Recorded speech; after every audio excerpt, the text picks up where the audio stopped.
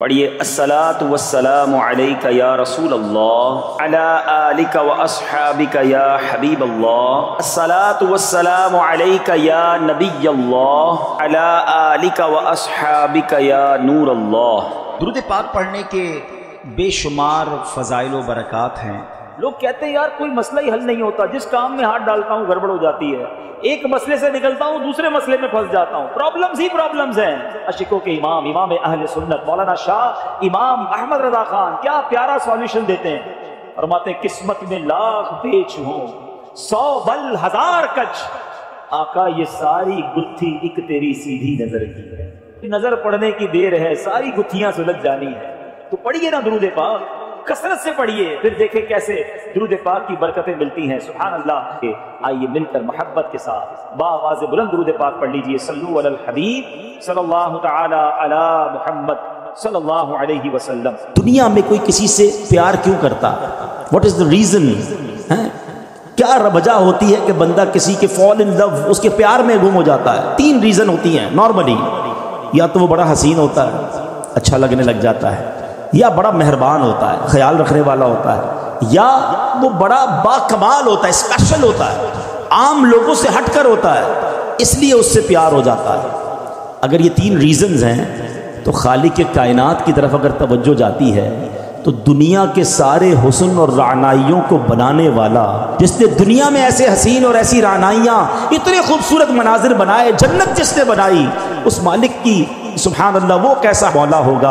پھر آگے چلو، اگر با کمال سے محبت ہوتی ہے تو ہر با کمال کو کمال دینے والی ذات بھی رب کائنات کی ہے، پھر اس سے محبت کیوں نہ ہو۔ اور اگر کسی محسن سے، کسی خیال رکھنے والے سے پیار ہو جاتا ہے تو بتاؤ تو صحیح، جب سے پیدا ہوا ہوں، جب سے لے کر آج تک روزانہ جس کے احسانات تلے دبا ہوں، وہ کوئی اور ذات نہیں، وہ میرے مالک کی ذات ہے۔ بلکہ سچی بات بتاؤں، مجھ پر اور آپ پر تو پیدا ہونے سے پہلے اس کے احسان جاری ہیں۔ جی ہاں، بیفور مائی برتھ وہ مجھ پر بلیسنگز، مجھ پر مہربانیاں جاری کیے ہوئے۔ کیسے بتائیے؟ کیا بچے اب نارمل پیدا نہیں ہوتے ہیں؟ بچے پیدا ہو رہے ہیں آج کل، کسی کے ذرا کون سا مرض ہے، کسی کا ایک گردہ ہی نہیں ہے، کسی کا ہاتھ صحیح نہیں، کسی کا پیر صحیح نہیں، کوئی بغیر آنکھ والا، کوئی بغیر کان والا، عجیب عجیب معذور بچے پیدا ہوتے ہیں۔ اللہ تعالی ہمیں اور ہماری نسلوں میں ایسے معذور بچوں سے ہمیں محفوظ فرمائے۔ لیکن میں پورا پیدا ہو گیا، میرے اعضاء پورے ہیں، میں دیکھ بھی رہا ہوں، بول بھی رہا ہوں، سن بھی رہا ہوں۔ اس کا مطلب کیا ہوا؟ میرے رب نے میری تخلیق کامل فرمائی۔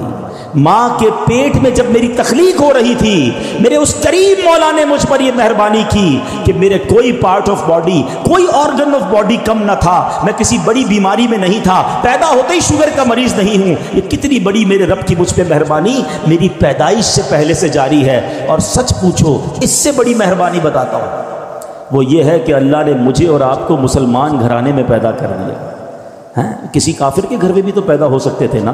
روز بچے پیدا ہو رہے ہیں، کوئی کس مذہب والے کے یہاں پیدا ہو رہا ہے، کوئی کس مذہب والے کے لیے پیدا ہو رہا ہے۔ میں نے کیا کمال کیا تھا؟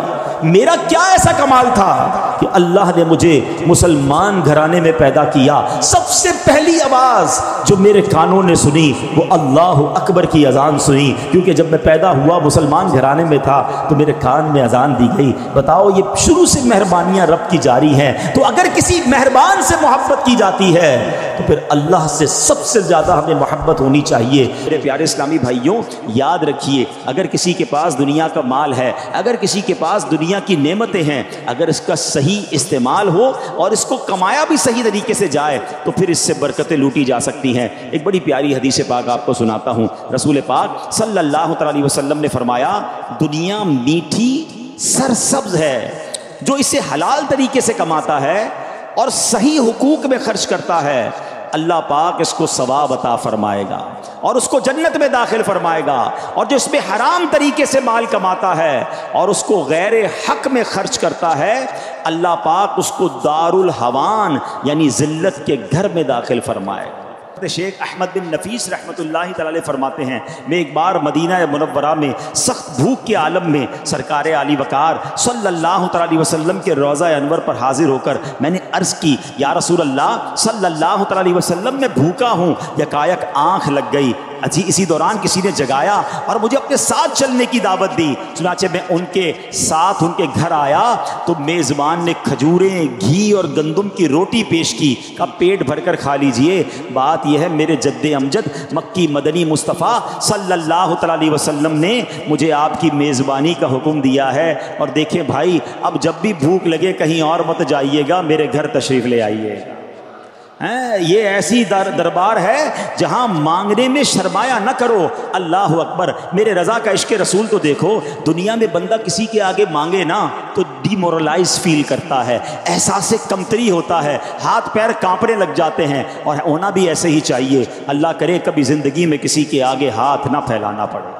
دعا کرو اللہ سے، یا اللہ ہمیشہ ہمیں دینے والا بنائیو، کبھی مانگنے والا نہ بنائیو. کیونکہ بھکاری بننا کسے پسند ہے؟ مگر ہاں ایک در ایسا ہے جہاں کی بھیک بھی بڑے مزے والی ہے.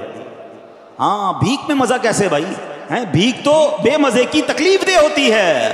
مگر میرے اعلیٰ حضرت کہتے ہیں ایک دربار ایسا ہے جہاں کی بھیک میں بھی بڑا مزہ ہے. کیسے؟ دنیا والوں سے تو بار بار مانگو تو ترخاتے ہیں، رلاتے ہیں، اور زیادہ مانگو تو فون بھی بلاک کر دیتے ہیں. آقا کے دربار میں دیر نہیں لگ. کتنا فاصلہ ہے؟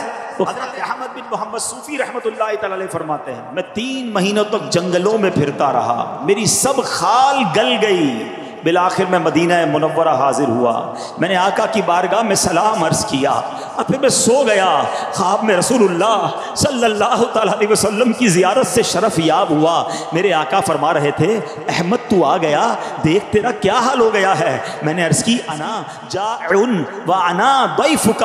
یا رسول اللہ میں بھوکا بھی ہوں اور حضور آپ کا مہمان بھی ہوں. سرکار دو جہاں صلی اللہ تعالیٰ علیہ وسلم نے ارشاد فرمایا اپنے ہاتھ کھولو. کہتے میں نے ہاتھ کھولا، اس پہ چند درم تھے. اللہ اکبر. خواب میں جو چیز ملے نا وہ آنکھ کھلے تو چلی جاتی ہے. حضرت احمد بن صوفی کہتے ہیں آنکھ کھلی مگر ہاتھ میں درم موجود تھے.